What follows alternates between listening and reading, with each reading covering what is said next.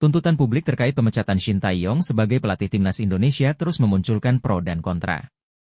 Permintaan penghentian kontrak arsitek asal Korsel ini sangat masif dilakukan warganet di dunia maya menyusul kegagalan timnas Indonesia di pentas Piala AFF 2024 lalu.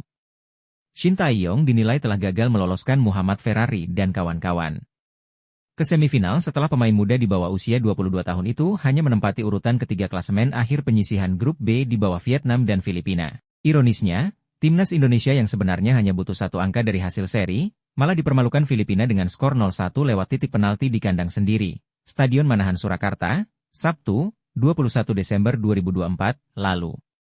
Seharusnya netizen sebelum menuntut PSSI agar memecat Shin Tae-yong bisa melihat secara utuh dan bijak semua pertandingan timnas Indonesia U22 di Piala AFF.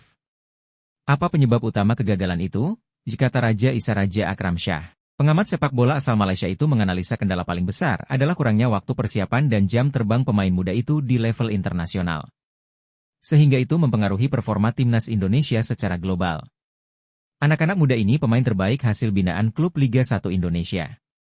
Meski begitu Shin Tae-yong tak bisa langsung menjadikan mereka sebuah tim hebat hanya dengan persiapan minim. Apalagi sebagian besar awak timnas Indonesia itu belum punya pengalaman main di level senior internasional, ujarnya. Kekurangan paling mencolok, lanjut pria berdarah Bugis yang lama melatih klub-klub di Indonesia itu, darah muda yang melekat dalam tubuh pemain. Pemain muda cenderung belum pintar kontrol emosi. Itu tentu berpengaruh besar di permainan. Dengan pengalaman minim dan kontrol emosi lemah, itu yang dimanfaatkan pemain lawan untuk mengalahkan Indonesia. Contoh nyata bagaimana Muhammad Ferrari termakan provokasi pemain Filipina yang berakibat kartu merah, jelasnya. Jika Shin Tae-yong dipecat, jelas Raja Isa, Indonesia sendiri yang akan rugi besar dan bakal menerima risiko berat. Karena timnas Indonesia sedang fokus dan punya kans lolos dari putaran ketiga kualifikasi Piala Dunia 2026. Keputusan final ada di tangan Ketum PSSI Erick Thohir. Apakah dia mengikuti keinginan netizen atau mempertahankan Shin Tae-yong untuk meloloskan timnas Indonesia ke Piala Dunia 2026?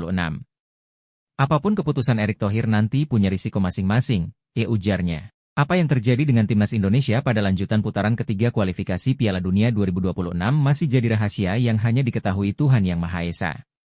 Jika Shin Tae-yong dipertahankan belum jaminan timnas Indonesia lolos ke Piala Dunia 2026. Begitu pula pelatih baru yang menggantikan Shin Tae-yong. Karena Indonesia masih punya 4 pertandingan berat di babak ini. Pengalaman selama ini, pergantian pelatih di tengah jalan sering malah berakibat buruk, paparnya. Raja Isa pun mencontohkan Arab Saudi yang mengganti Roberto Mancini dengan Hervé Renard. Tapi hasilnya, Hervé Renard yang dinilai lebih tahu atmosfer sepak bola Arab Saudi malah membuat tim itu dikalahkan timnas Indonesia. Hervé Renard di timnas Arab Saudi jadi contoh buruk. Tapi pergantian pelatih timnas Australia dari Graham Arnold ke Tony Popovich jadi contoh bagus.